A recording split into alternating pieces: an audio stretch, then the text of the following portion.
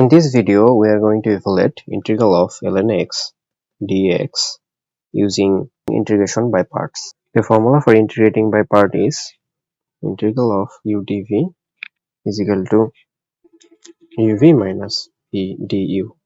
If we take u is equal to 1, then dv would be ln x dx. So du is 0 and v would be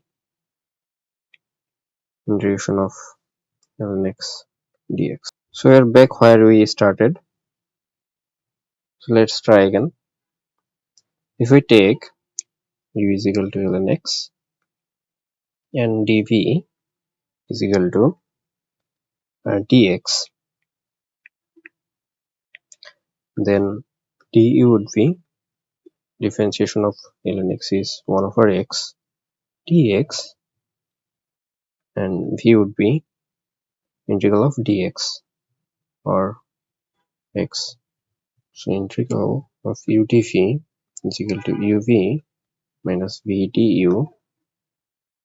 Here u is ln x and v is x minus integral of v is x and du is 1 over x dx. So x ln x minus integral of dx, which is just x ln x minus x plus c.